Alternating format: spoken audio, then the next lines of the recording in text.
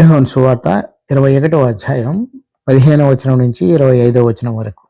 వారు భోజనం చేసిన తరువాత యేసు సీమోను పేతురును చూచి, యోహాను కుమారుడు అయిన సీమోను, వీరికంటే నీవు నన్ను ఎక్కువగా ప్రేమించుచున్నావా అని అడగగా అతడు, అవును ప్రభువా, నేను నిన్ను ప్రేమించుచున్నానని నీవే ఎరుగుదువని ఆయనతో చెప్పెను. యేసు నా గొర్రె పిల్లలను మేపుమని అతనితో చెప్పెను. మరలా ఆయన, యోహాను కుమారుడు అయిన సీమోను, నన్ను ప్రేమించుచున్నావని రెండవసారి అతనిని అడుగగా అతడు, అవును ప్రభువా, నేను నిన్ను ప్రేమించుచున్నానని నువ్వే ఎరుగుదవని ఆయనతో చెప్పెను. ఆయన, నా గొర్రెలను కాయమని చెప్పెను. మూడవసారి ఆయన, యోహాను కుమారుడు అయిన సీమోను, నన్ను ప్రేమించుచున్నావా అని అతనిని అడిగాను. నన్ను ప్రేమించుచున్నావా అని మూడవసారి తను అడిగినందుకు పేతురు వ్యసనపడి, ప్రభువా, నీవు సమస్తము ఎరిగిన వాడవు, నిన్ను ప్రేమించుచున్నానని నీవే ఎరుగుదువని ఆయనతో చెప్పాను. యేసు, నా గొర్రెలను మేపుము, నీవు యవనుడవై ఉండినప్పుడు నీ అంతట నీవే నడుము కట్టుకొని నీకిష్టమైన చోటికి వెళ్ళుచుంటివి. నీవు ముసలివాడవైనప్పుడు నీ చేతులు చాచుదువు. వేరొకడు నీ నడుము కట్టి నీకిష్టము కాని చోటికి నేను మోసుకొని పోవునని నీతో నిశ్చయముగా చెప్పుచున్నానని అతనితో చెప్పాను. అతడు ఎట్టి మరణము వలన దేవుని మహిమపరచును దానిని సూచించి ఆయన ఈ మాట చెప్పాను. ఇట్లు చెప్పి నన్ను వెంబడించమని అతనితో చెప్పాను. పేతురు వెనకకు తిరిగి, యేసు ప్రేమించిన వాడును భోజన పంక్తిని ఆయన రొమ్మున ఆనుకుని, ప్రభువు నిన్ను అప్పగించు వాడేవాడని అడిగిన వాడునైన శిష్యుడు తమ వెంట వచ్చుట చూచెను. పేతురు అతను చూచి, ప్రభువా, ఇతని సంగతి ఏమగునని యేసును అడిగాను. యేసు, నేను వచ్చే వరకు అతడు నుండి నాకు ఇష్టమైతే అది నీకేమి, నీవు నన్ను వెంబడించమని అన్నాడు. కాబట్టి ఆ శిష్యుడు చావడనే మాట సహోదరులలో ప్రచురమాయను. అయితే చావడని యేసు అతనితో చెప్పలేదు, కానీ నేను వచ్చే వరకు అతడు నుండి నాకు ఇష్టమైతే అది నీకేమని చెప్పాను. ఈ సంగతులను గురించి సాక్ష్యమిచ్చుచు ఇవి వ్రాసిన శిష్యుడు ఇతడే.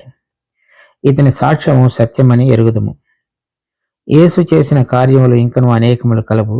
వాటిలో ప్రతిదానిని వివరించి వ్రాసిన ఎడల అట్లు వ్రాయబడిన గ్రంథములకు భూలోకమైనను చాలదని నాకు తోచుచున్నది. భోజనమైన తర్వాత ప్రభు పేతురుతోటి మాట్లాడేటువంటి సందర్భాన్ని మనం చదివినటువంటి వాక్య భాగంలో చూస్తున్నాం. తర్వాత ఒకసారి కాకుండా 3 సార్లు ప్రభు సీమోను పేతురుని గురించి పేతురుతోటి మాట్లాడుతున్నాడు. మొదటిసారి 15వ వచనంలో, పేతురును చూచి, యోహాను కుమారుడు అయిన సీమోను, వీరికంటే నీవు నన్ను ఎక్కువగా ప్రేమించుచున్నావా అని అడుగగా. తర్వాత 16వ వచనంలో, సీమోను, నన్ను ప్రేమించుచున్నావని రెండవసారి అడగగా. తర్వాత 17వ వచనంలో కూడా సీమోను మూడవసారి నన్ను ప్రేమించుచున్నావని అతన్ని అడిగాను. ఇలా 3 సార్లు ప్రభు సీమోను పేతురును నన్ను ప్రేమించుచున్నావా అని అడుగుతున్నాడు. అలా అడగటానికి కారణం 3 సార్లు అతడు ముందుగానే ప్రభువును ముందు, నేను యోహాను సువార్త 13వ అధ్యాయం 38వ వచనంలో, ఆయనను ఎరుగనని నీవు ముమ్మారు చెప్పకముందు కోడి కూయిదని నీతో నిశ్చయముగా చెప్పుచున్నాను నేను. తర్వాత లూకా సువార్త 22వ అధ్యాయంలో కూడా 34వ వచనంలో ఆయన, పేతురు, నీవు నన్ను ఎరగవని ముమ్మారు చెప్పు వరకు నేడు కోడి కూయదని నీతో చెప్పుచున్నాను. తర్వాత మత్తయి సువార్త 26వ అధ్యాయంలో కూడా 34వ వచనంలో, యేసు అతని చూచి, ఈ రాత్రి కోడి కూయక మునుపే నీవు నన్ను ఎరుగనని ముమ్మారు చెప్పేదివని నీతో నిశ్చయముగా చెప్పుచున్నాను. అలా ఏ విధంగా అయితే పేతురు ప్రభువు విషయంలో నేను ఎరగనని చెబుతాడో, ఆ విధంగా 3 సార్లు పేతురు ప్రభువుని ఎరగనని 3 సార్లు బొంకి ఉన్నాడు. దానికి అనుగుణంగా ప్రభు ఇతనిని 3 సార్లు, ఇప్పుడు నువ్వు నన్ను ప్రేమిస్తున్నావా అని అడుగుతున్నాడు. అలా మొదటిసారి అడిగినప్పుడు, వీరికంటే నీవు నన్ను ఎక్కువగా ప్రేమించుతున్నావని అడుగగా. తర్వాత చూడండి, మత్తయి సువార్త 26వ అధ్యాయంలో 33వ వచనం, అందుకు పేతురు, నీ విషయమై అందరూ అభ్యంతరపడినను నేను ఎప్పుడునూ అభ్యంతరపడనని ఆయనతో చెప్పిన. అక్కడ ఉన్నటువంటి మిగిలిన శిష్యులతో పోల్చుకున్నప్పుడు, ఒకవేళ వాళ్ళందరూ అభ్యంతరపడితే అభ్యంతరపడవచ్చు, కానీ నేను మాత్రం అభ్యంతరపడను అనేటువంటిది ప్రభు అప్పగింపబడినటువంటి రాత్రి పేతురు ప్రభువుతోటి మాట్లాడిన మాట అది. అందుచేత ఈ 15వ వచనంలో వీరికంటే నీవు నన్ను ఎక్కువగా ప్రేమించుచున్నావా అంటే వారందరూ అభ్యంతర పడకపోవటం కంటే అప్పుడు అతడు వారితోటి పోల్చుకొని వారందరూ ఒకవేళ అభ్యంతరపడినప్పటికీ నేను అభ్యంతరపడననే విధంగా పేతురు చెప్పాడో అది పేతురు యొక్క గమనానికి తీసుకుని వస్తూ వారందరికంటే ఇప్పుడు నువ్వు నన్ను ఎక్కువగా ప్రేమించుతున్నావా అని అడిగాడు. ప్రభు అతనిలో ఉన్నటువంటి తన స్వయం మరి ఏదైతే నమ్మకం ఆధారంగా మాట్లాడినటువంటి మాటలు మత్తయి సువార్త 26వ అధ్యాయంలో, లూకా సువార్త 22వ అధ్యాయంలో, యోహాను సువార్త 13వ అధ్యాయంలో అతని గమనానికి తీసుకుని వస్తున్నాడు.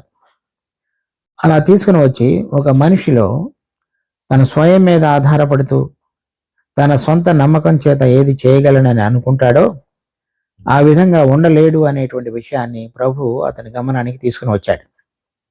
అటువంటి సందర్భంలో ప్రభు చెప్పాడు, చూడండి లూకా సువార్త 22వ అధ్యాయంలో 31వ వచనం. సీమోను సీమోను, ఇదిగో సాతాను మిమ్మను పట్టి గోధుమల వలె జల్లించుటకు మిమ్మను కోరుకొనెను, కానీ నీ నమ్మిక తప్పిపోకుండానట్లు నేను నీ కొరకు వేడుకొంటిని. నీ మనసు తిరిగిన తరువాత నీ సహోదరులను స్థిరపరచమని చెప్పాను. సో అతనిలో ఉన్నటువంటి బలహీనత, స్వయంగా తన మీద తను ఆధారపడి జీవించాలని ఉన్నటువంటి తత్వాన్ని ప్రభు ముందుగానే పేతురు విషయంలో గుర్తిరిగిన వాడే తన యొక్క విశ్వాసం తప్పిపోకుండా ఉండే విధంగా పేతురు కొరకు ప్రార్థించినటువంటి మన ప్రభువును చూస్తున్నాం. అందుచేతనే పేతురు యొక్క బలహీనత, అతను తన సొంత బలము అనేటువంటి నమ్మకం మీద ఆధారపడుతూ ప్రభువును నేను ప్రేమించగలను, వెంబడించగలను అనేటువంటి తత్వంలో ఉన్న తన స్వభావాన్ని బయటికి తీసుకుని వచ్చి అతనితోటి ప్రభువు వ్యవహరించి అతని పక్షంగా ప్రార్థించడం మాత్రమే కాకుండా అతనికి తన స్వభావాన్ని తెలియపరుస్తున్నాడు. తెలియపరిచేటువంటి తనంలో 3 సార్లు ఏ విధంగా అయితే పేతురు ప్రభువుని నేను ఎరగనని బొంకి ఉన్నాడో దానికి అనుగుణంగా 3 సార్లు ప్రభు మరి పేతురుతోటి మాట్లాడి నువ్వు నన్ను ప్రేమిస్తున్నావా, అందరికంటే అధికంగా ప్రేమిస్తున్నావా అని అడుగుతున్నాడు. అలా అడిగినప్పుడు 3 సార్లు కూడా మొదటిసారి అవును ప్రభువా నేను నిన్ను ప్రేమించుతున్నానని చెప్పాను. రెండవసారి కూడా అవును ప్రభువా నేను నిన్ను ప్రేమించుతున్నానని చెప్పాను. మూడవసారి కూడా తను అడిగినందుకు 17వ వచనంలో చూస్తున్నాం, పేతురు వ్యసనపడి ప్రభువా నీవు సమస్తమును ఎరిగిన వాడవు, నిన్ను ప్రేమించుచున్నానని నీవే ఎరుగుదు అని ఆయనతో చెప్పాను. ఇక్కడ 20 లూకా సువార్త 22వ అధ్యాయంలో మరి పేతురు ఆ విధంగా చెప్పినప్పుడు సాతాను మిమ్మను పట్టి గోధుమల వలె జల్లించుటకు మిమ్మల్ని కోరుకొనెను, నీ నమ్మిక తప్పిపోకుండానట్లు నేను నీ కొరకు వేడుకొంటిని అని చెప్పాడు. అప్పుడు పేతురు ఒక స్థితిని గుర్తెరిగిన ప్రభు పేతురు విషయంలో ప్రార్థించిన తరువాత పేతురును మరలా స్థిరపరుస్తూ అతని విషయంలో ఈసారి మరి నేను నిన్ను ప్రేమించుతున్నానని చెప్పినప్పుడు తర్వాత నీవు సమస్తమును ఎరిగిన వాడవు, నిన్ను ప్రేమించుచున్నానని నీవే ఎరుగుదువు. ఆ మాట పేతురు ఇప్పుడు చెప్పినాడు. అంటే నా సొంత బలము, నా స్వయం నమ్మకం చేత నేను నిన్ను ప్రేమిస్తున్నానని చెప్పగలిగినటువంటి స్థితి నుంచి నేను బయటికి రాగలిగి ఇప్పుడు నా అంతరంగ స్థితిని కనుక నువ్వు చూసినట్లయితే నేను నిన్ను ప్రేమిస్తున్నావు అనే విషయాన్ని నువ్వు ఎరిగి ఉన్నాడు కాబట్టే ప్రభు అతనికి ఆ విధంగా చెప్పినప్పుడు నువ్వు ప్రేమించుట లేదు అనేటువంటిది చెప్పలేదు. అంతకు మునుపు సాతాను నిన్ను పట్టి జల్లించుటకు వేడుకొనను, కానీ నేను నీ కొరకు ప్రార్థించితినని ప్రభువు చెప్పాడు. అలా కాకుండా ఇప్పుడు స్థిరపరచబడినటువంటిది తనంతట తానుగా తన మీద ఆధారపడకుండా ప్రభువు కార్యాన్ని జరిగించుటకు, ప్రభువును వెంబడించుటకు, ప్రభువు మీద ఏ విధంగా ఆధారపడాలో ఎరిగినటువంటి వాడుగా ఉన్నటువంటి పేతురు యొక్క మనసును ప్రభువు ఎరిగిన వాడుగా పేతురు గుర్తెరుగుతున్నాడు. అందుచేత నీవు సమస్తమును ఎరిగిన వాడవు, నిన్ను ప్రేమించుతున్నానని నీవే ఎరుగుదు అని ఆయనతో చెప్పిన. అలా పేతురు చెప్పినప్పుడు నీవు ఆ విధంగా లేవు అనేటువంటిది పేతురుతోటి ప్రభువు చెప్పలేదు. అంటే ప్రభు పేతురులో అంతకు మునుపు ఉన్నటువంటి కార్యాన్ని మార్పు, ఇప్పుడు అంతున్నటువంటి హృదయ స్థితి, ఇప్పుడు మారినటువంటి స్థితి, ఏ విధంగా పేతురు మరి ఆ విధంగా 3 సార్లు బొంకినందుకు ఏడ్చి పశ్చాత్తాపడి ప్రభు విషయమై చేయకూడనిది చేసి ఉన్నాడనేటువంటి వ్యధ చెంది ఉన్నాడో, దానికి అనుగుణంగా ఆత్మ అతనిలో జరిగించినటువంటి కార్యాన్ని ఇప్పుడు మనము అతడు 3 సార్లు కూడా నేను నిన్ను ప్రేమించుతున్నాను అని ప్రభువుతో చెప్పగలిగాడు. అది దేవుడు మనలో ఉన్నటువంటి బలహీనత, మనము మన స్వయం నమ్మకం చేత ప్రభువు యొక్క కార్యాన్ని చేయగలమని, ప్రభువును వెంబడిస్తామని, ప్రభువును ప్రేమిస్తామని, అంతవరకు ఆయనతో పాటుగా కొనసాగి నడుస్తామనేటువంటి మనలో ఉన్నటువంటి మనసు, అది స్వయం బలం చేత ఆధారపడినదిగా ఉన్నదా, లేక మనము మన యొక్క స్థితిని గుర్తెరిగి కేవలము ఆయన శక్తి కృపచేత ఆధారపడుతూ ఆయనను నిజమైన విధంగా ప్రేమించగలిగే విధంగా ఆత్మ మనలో ఆయన యొక్క ప్రేమను కుమ్మరించిన అనుభవంలో ఉన్నదా మనం పరీక్షించుకున్నప్పుడు మనకు అర్థమవుతుంది. పరిశుద్ధాత్మ దేవుని యొక్క ప్రేమను మన హృదయాలలో కుమ్మరించి ఆయన మనలో మన పక్షంగా కలిగినటువంటి ప్రేమ విషయంలో మనకు తెలియపరిచినప్పుడు మనము ఇప్పుడు ఆయనను ప్రేమించగలిగినటువంటి స్థితిలోనికి తీసుకొని రాబడే విధంగా మనిషి చేయబడతాడు.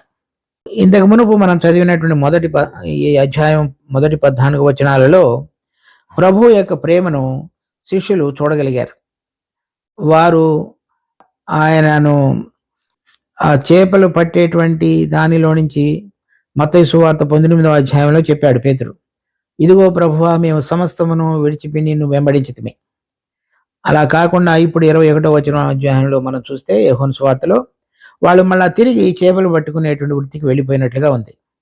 కానీ ప్రభు యొక్క ప్రేమను చూపించగలిగేటట్లుగా వారు ఏ విధంగా చేపలు పట్టాలో, తర్వాత శ్రమపడిన వారు ఏ విధంగా సేద తీర్చబడాలో, వానంతటిని కూడా పేతురు మరోసారి రుచి చూచిన వాడుగా ఉండి, అది కేవలము ప్రభువు మీద మాత్రమే ఆధారపడడం ద్వారా తనలో ఉన్నటువంటి బలమంతయు కూడా తీసివేయబడి ఆయన ప్రేమను బట్టి మాత్రమే మరి సరైన విధంగా తను ప్రభుపక్షంగా జీవించగలడు అనేటువంటి అనుభవంలోనికి తీసుకుని రాగలగటానికి ప్రభు అతనితోటి 3 సార్లుగా మాట్లాడి వ్యవహరించిన విధానాన్ని చూస్తున్నాం. అలా ప్రభు యొక్క ప్రేమను రుచి చూచి తన కృప ద్వారా స్థిరపరచబడినటువంటి అతని హృదయంలో మరలా దేవుడు అతనికి ఒక పని అప్పచెప్తున్నాడు. 15వ వచనంలో చూపించినప్పుడు యేసు నా గొర్రె పిల్లలను మేపుమని అతనితో చెప్పాను. 16వ వచనంలో నా గొర్రెలను కాయమని చెప్పాను. మొదటిసారి గొర్రె పిల్లలను మేపమని చెప్పినాడు. అంటే పేతురు గలతీ పత్రిక 2వ అధ్యాయంలో చూడండి, గలతీ పత్రిక 2వ అధ్యాయం 8 వచనాలు, అనగా సున్నతి పొందిన వారికి అపోస్తలుడవుటకు పేతురుకు సామర్థ్యము కలుగజేసిన వాడే.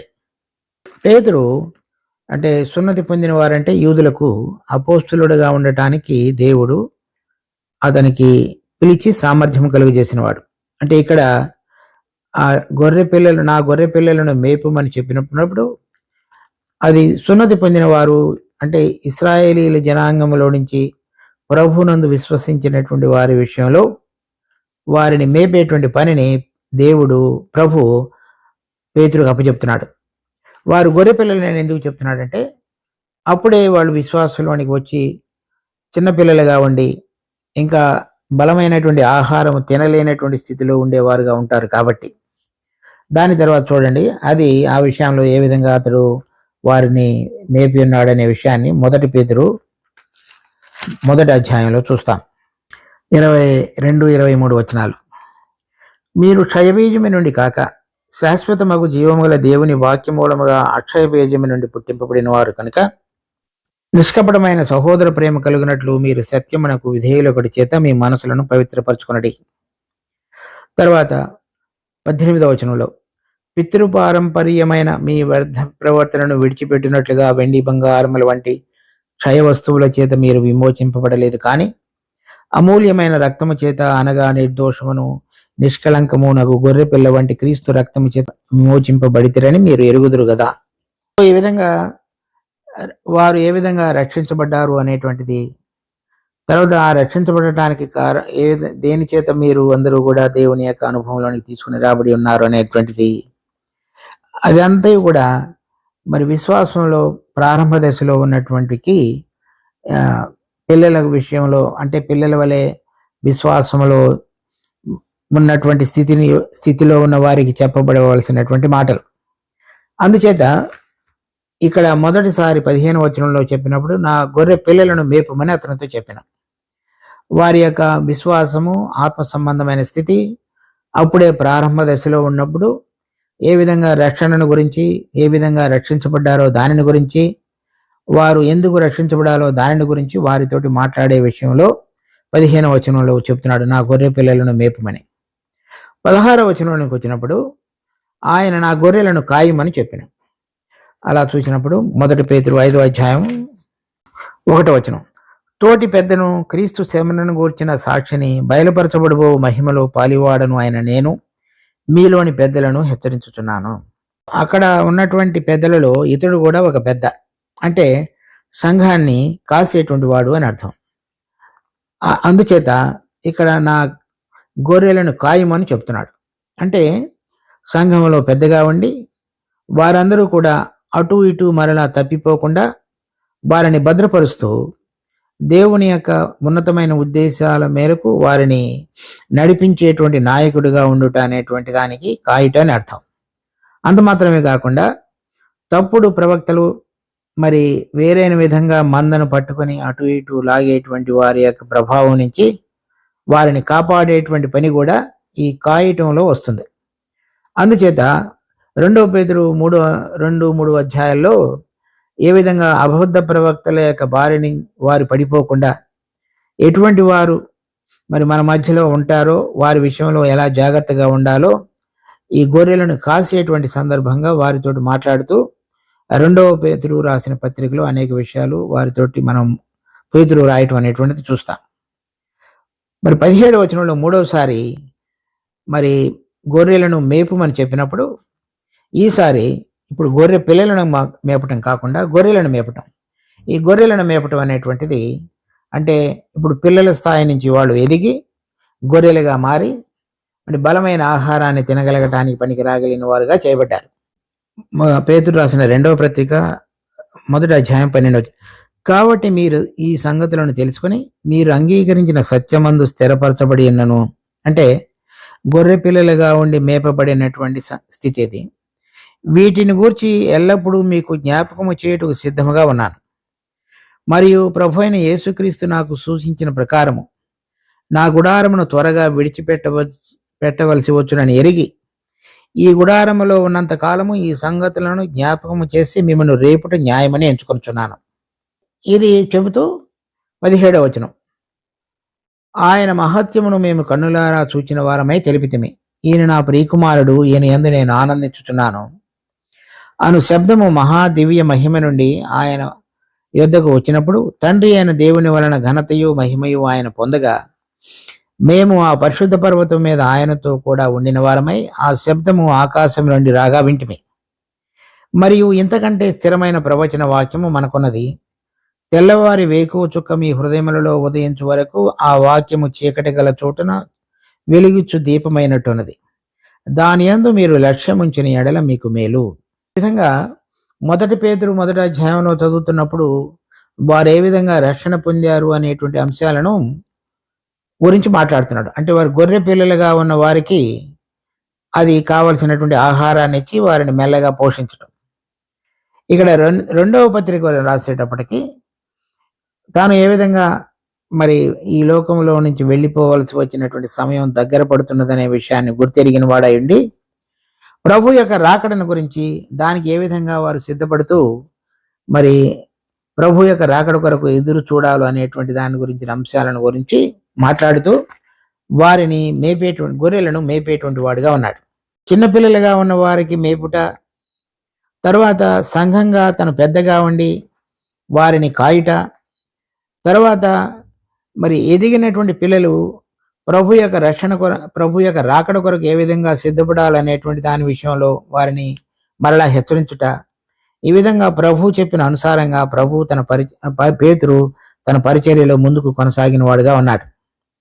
తర్వాత అతడు ఈ అపోస్తలుడు కనుక ఈ గొర్రె పిల్లలను తీసుకుని వచ్చేటువంటి క్రమం, వారిని మెల్లగా మేపేటువంటి క్రమం, పిల్లలను మేపేటువంటి క్రమం, తర్వాత వారు గొర్రెలుగా మారినప్పుడు అబద్ధ ప్రవక్తల యొక్క బోధ కిందకు వెళ్లకుండా కాసేటువంటి తనం, తర్వాత వారు మరలా బలమైన ఆహారాన్ని తిని విశ్వాసంలో బలపడి ప్రభు యొక్క రాకడ కొరకు ఎదురు చూడగలిగినటువంటి తనం, ఆ విధంగా 3 రకాలుగా ప్రభువు పేతురుని సిద్ధపరిచిన వాడుగా చూస్తున్నాం. తర్వాత చూచినప్పుడు మరలా యోహాను సువార్త 21వ అధ్యాయం, యేసు నా గొర్రెలను మేపము, నీవు యవ్వనుడు అయి ఉండినప్పుడు నీ అంతట నీవే నడుము కొట్టుకుని నీ ఇష్టమైన చోటికి నువ్వు వెళ్ళుచుంటివి. నీవు ముసలివాడవైనప్పుడు నీ చేతులు చాచుదువు, వేరొకడు నీ నడుము కట్టి నీకు ఇష్టము కని చోటికి నిన్ను మోసుకొని పోవునని నీతో నిశ్చయముగా చెప్పుచున్నానని అతనితో చెప్పాను. పేతురు ప్రభుతో మాట్లాడుతున్నప్పుడు లూకాసు వార్త 22వ అధ్యాయంలో 33వ వచనం, అయితే అతడు ప్రభువా నీతో కూడా చెరలోనికి మరణంనకును వెళ్ళుటకు సిద్ధముగా ఉన్నానని ఆయనతో చెప్పగా, తర్వాత మత్తయి సువార్త 26వ అధ్యాయం 33వ వచనం నుంచి, అందుకు పేతురు నీ విషయమై అందరూ అభ్యంతరపడినను నేను ఎప్పుడునూ అభ్యంతరపడనని ఆయనతో చెప్పిన. ఈ విధంగా తనంతట తానుగా తన స్వయం నమ్మకం చేత, బలం చేత, విశ్వాసం చేత నేను చనిపోవటానికి కూడా సిద్ధంగా ఉన్నాను అంటూ మాట్లాడుతూ వచ్చాడు. కానీ ఇప్పుడు తను ఆ విధంగా మాట్లాడినందుకు తనలో ఉన్నటువంటి నమ్మకం ఎటువంటిదో, ఎంత బలహీనమైనదో చూడగలిగినప్పుడు తను మాట్లాడవచ్చు, కానీ తను చనిపోవటం అనేటువంటిది ఇంకా ఎంతో దూరంగా ఉన్నది. కానీ ఆయనను ఎరగనని బొంకినటువంటి స్థితి, తన యొక్క అంతరంగ స్థితి ఉన్నదని పేతురును ప్రభువు గుర్తిరగగలిగేటట్లుగా చేశాడు. అయితే అతడు నేను చనిపోవటానికి కూడా సిద్ధంగా ఉన్నానని చెప్పినటువంటి మాట మరలా పేతురు గమనానికి ప్రభువు తీసుకుని వస్తున్నాడు. నీవు యవ్వనుడిగా ఉండినప్పుడు, అంటే నీవు నీ యొక్క ప్రాణము నీలో బలంగా పనిచేసినప్పుడు నీ ఆలోచనల సొంతంగా చేత నువ్వు నడిపించబడ్డావు నీ ఇష్టం వచ్చిన చోటికి. కానీ ఇప్పుడు నీవు ముసలివాడవైనప్పుడు, అంటే నీ బలం అంతా ఉడిగిపోతుంది, నీ ప్రాణం చేత నువ్వు నడిపించబడకుండా నీ ఆత్మ ప్రభావం చేత నువ్వు నడిపించబడేవాడిగా చేయబడతావు. నీలో ఉన్నటువంటి మరి సహజమైనటువంటి పురుషుడు, ప్రాణ సంబంధమైన పురుషుడు ఇద్దరు కూడా సిలువ వేయబడినటువంటి అనుభవంలోనికి ఆత్మచేత నువ్వు సిలువ వేయబడి ఆత్మచేత నడిపించబడినప్పుడు నీ అంతటిగా నీవు ఏది చేయలేవు. ఎందుచేతంటే ఆత్మ నిన్ను నడిపించేవాడుగా ఉంటాడు. అప్పుడు నీవు పాత జీవితంలో నీ ఇష్టం వచ్చిన చోటికి నువ్వు వెళ్తున్నావు, నీ ఇష్టం వచ్చిన చోటికి నువ్వు చేసావు, నువ్వు మాట్లాడావు. తర్వాత ఇప్పుడు కూడా మరి యూదయా నుంచి తిరిగి వచ్చి గలిలయకు వచ్చి విడిచిపెట్టినటువంటి మరలా వృత్తిలోనికి నువ్వు నీ అంతటిగా నువ్వు ప్రవేశించావు. కానీ ఆ విధంగా కాకుండా నీవు ముసలివాడవైనప్పుడు, అంటే మనలో ఉన్నటువంటి సహజమైనటువంటి బలము, శక్తి, నమ్మకము, నీ అంతటిగా నేను చేయగలననేటువంటి తత్వం అంతయు కూడా ఉడిగిపోయి ఆత్మ ప్రభావం కింద మనిషి రాగలిగినప్పుడు నీవు చేతులు చాచుతావు. అంటే దేవుని వైపు మనము ఆయన ద్వారా నడిపించబడగలిగే అనుభవంలోనికి తీసుకుని రాబడతామని అర్థం. అలా అయినప్పుడు నీ నడుము కట్టి నీకు ఇష్టము కాని చోటికి నిన్ను మోసుకొని పోవును. అంటే ఏ విధంగా అతడు ఎట్టి మరణం వలన దేవుని మహిమపరచునో దాన్ని సూచించి ఈ మాట చెప్పిన. ఇక్కడ ప్రభుతోటి నేను మరణమునకు వెళ్ళుటకు సిద్ధముగా ఉన్నానని ఆయనతో చెప్పినాం. తర్వాత మత్తయి సువార్త 26వ అధ్యాయంలో కూడా నేను నీతో కూడా చావవలసి వచ్చినను నిన్ను ఎరగనని చెప్పునను. అలా చెప్పబడినటువంటి మాట ప్రభు యొక్క గమనానికి తీసుకుని వస్తూ, ఎరగనని చెప్పని దానికి 3 సార్లుగా తను బ్రతికున్న కాలంలో ఏ విధంగా శిష్యులను కాయటంలో, వారికి సరైన ఆహారం ఇచ్చి పోషించటంలో బాధ్యత కలిగి ఉండాలో, తర్వాత మరణం వరకు నీతో పాటుగా వస్తానని చెప్పబడినటువంటి మాటకు అతడు ఏ విధంగా సిలువ వేయబడి మరణాన్ని పొందుతాడో దానికి కూడా ప్రభువు అతనికి సూచించాడు. అంటే పేతురు మరి తలకిందులుగా సిలువ వేయబడి ఉన్నాడని చరిత్ర పుస్తకాలు మాట్లాడుతున్నాయి. అది బైబిల్ గ్రంథంలో వ్రాయబడలేదు, కానీ ఆ విధంగా సిలువ వేయబడిన వాడుగా పేతురుని గురించి చరిత్ర పుస్తకాలు ఉన్నాయి. అందుచేత ప్రభు ఎటువంటి మరణాన్ని పొంది దేవుడిని మహిమపరుస్తాడో దానిని సూచించి ఆయన ఈ మాట చెప్పిన, అది నీ నడుము కట్టి నీకు ఇష్టం కాని చోటికి నిన్ను మోసుకొని పోను. అది ఆ విధమైనటువంటి అనుభవంలోనికి అతను తీసుకుని రాబడతాడు. అతడు ఏదైతే కోరుకున్నాడో నీ మరణం వరకు నేను వెంబడించుతాను అని, ఆ విధంగానే పేతురు కోరినట్లుగా అది జరిగింది. 20వ వచనంలో మనం చూసినప్పుడు, పేతురు వెనకకి తిరిగి యేసు ప్రేమించిన వాడును భోజన పంక్తిని ఆయన రొమ్మున ఆనుకొని, ప్రభువా నిన్ను అప్పగించు వాడేవాడని అడిగిన వాడునైన శిష్యుడు తన వెంట వచ్చుట చూచిన. అది ఈ పత్రిక సువార్త రాసినటువంటి యోహాను. ప్రభు చెప్పాడు 22వ వచనంలో, నేను వచ్చు వరకు అతడు ఉండుట నాకు ఇష్టమైతే అది నీకేమి, నీవు నన్ను వెంబడించమని అన్నాడు. కనుక వేరే వారి సంగతి నీకు అనవసరం, అది నీవు నన్ను వెంబడించు అంటే పైన చెప్పబడినటువంటి విధంగా గొర్రె పిల్లల విషయంలో ఎలా ఉండాలో, గొర్రెల విషయంలో, కాసే విషయంలో, మేపే విషయంలో, తరువాత నీకు ఇష్టకారము కాని చోటికి నీవు మోసుకొని పోతున్నప్పుడు ఏ విధంగా నన్ను వెంబడించాలో, వీటన్నిటిలో కూడా నీ ప్రేమను తెలియపరుస్తూ నీ జీవితాన్ని కట్టుకొనగలిగిన విషయంలో నిన్ను జాగ్రత్తగా చూసుకుంటూ నువ్వు నన్ను వెంబడించు అని చెప్పాడు. అలా అని చెప్పినప్పుడు 23వ వచనంలో, కాబట్టి ఆ శిష్యుడు చావడనే మాట సహోదరులలో ప్రచురమైన. అయితే చావడని యేసు అతనితో చెప్పలేదు, కానీ నేను వచ్చే వరకు అతడు ఉండుట నాకు ఇష్టమైతే అది నీకేమని అని చెప్పాను. ఆ విధంగా చూసినప్పుడు ఈ అపోస్తలుడైన యోహాను తర్వాత ఈ సువార్త రాసినవాడు, తర్వాత మొదటి యోహాను పత్రిక, మొదటి పత్రిక, రెండవ పత్రిక, మూడవ పత్రిక, ప్రకటన గ్రంథం, అందరిలో అధిక కాలము బ్రతికినటువంటి అపోస్తలుడు ఈ యోహాను. ఆ విషయం కూడా ఇక్కడ నెరవేర్చబడటం అనేటువంటిది మనం చూస్తున్నాం. మరి మనము వేరే వారిని గురించి ఆలోచించటం మాని ప్రభు మనకేం చెప్పి ఉన్నాడో పనిలో మనం నిమగ్నమైనప్పుడు అది మనకి క్షేమం. ప్రభు ప్రతి ఒక్కరి విషయంలో రకరకాలుగా వ్యవహరించేవాడిగా ఉన్నాడు. తర్వాత పేతురు మరి తలకిందులుగా సిలువ వేయబడి దేవుని మహింపరిచాడు. మరి అపోస్తలుడైన యోహాను అధిక ప్రాధాన్యత కలిగినటువంటి దేవుని యొక్క ప్రత్యక్షతలో చివరి దినాల్లో ఏం జరగబోతున్నదనే విషయాలను, ఎంతో గూఢమైనటువంటి సంగతులను మన గమనానికి తీసుకుని రావటానికి దేవుడు అతన్ని వాడుకున్నాడు. కనుక ప్రతి ఒక్కరూ కూడా మనకు అప్పగించబడిన దానిలో నమ్మకంగా ఉంటూ దానిలో ఏ విధంగా మనం దేవుని మహిమపరచాలో మనం తెలుసుకునేటప్పుడు మనం సరైన విధంగా దేవునికి మహిమ, మన జీవితానికి ధన్యత, సార్థకత మనం పొందగలుగుతాం. 24వ వచనం, ఈ సంగతులను గురించి సాక్ష్యమిచ్చుచు ఇవి వ్రాసిన శిష్యుడు ఇతడే, ఇతని సాక్ష్యం సత్యమని ఎరుగుదము. అది ప్రభు యోహాను గురించి చెప్తున్నాడు, తను రాసి ఉన్నాడు అనేటువంటిది. యేసు చేసిన కార్యములు ఇంకను అనేకములు కలవు, వాటిలో ప్రతిదానిని వివరించి వ్రాసిన ఎడల అట్లు వ్రాయబడిన గ్రంథములకు భూలోకమైనను చాలదని నాకు తోచుతున్నది. అతడు అనేక విషయాలు ఈ పత్రికలో 21 అధ్యాయాలు రాసి ఉన్నాడు, కానీ ఇంకా అనేకమైన ఉన్నాయి. అవి వ్రాయటానికి మరి అనేక గ్రంథములు కూడా చాలదని నాకు తోచుతున్నదని చెప్తున్నాడు. అంటే అనేకమైనటువంటి కార్యాలు ప్రభు జరిగించుండగా మనకి ఏది అవసరమో, ఎంతవరకు ఆత్మ ద్వారా మనకు లాభకరంగా ఉండగలుగుతాయో అవి వాటిని మాత్రమే ఈ పత్రికలో రాయబడి ఉన్నాయి.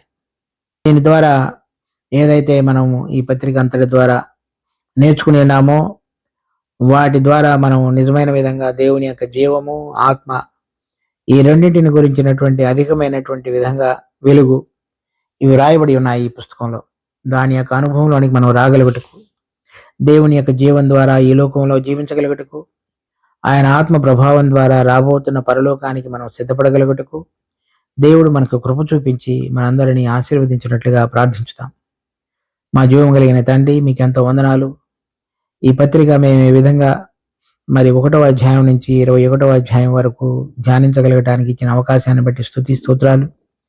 ఇది మా అందరికీ ఎంతో లాభకరమైనదిగా చేయబడి మీకు మహింకరంగా మేము జీవించడం నేర్చుకున్నట్టుకు ప్రతి వచనం ద్వారా మాకు సహాయపడండి. మేము ఆ విధంగా మిమ్మల్ని ఘనపరచగలిగే విధంగా మా జీవితాలను మీరు ఈ లోకంలో వెలుగులో నడిపిస్తూ కట్టమని ప్రార్థిస్తున్నాం తండ్రి. మరి మేము వినుచున్న అనేక మంది కూడా దీని ద్వారా లాభం పొందగలిగేటట్లుగా చేయండి. ఘనత మహిమ మీకు ఆరోపిస్తూ మా రక్షకుడు ప్రభు అయిన యేసు నామమున అడిగి వేడుకుంటున్నాం తండ్రి. ఆమేన్.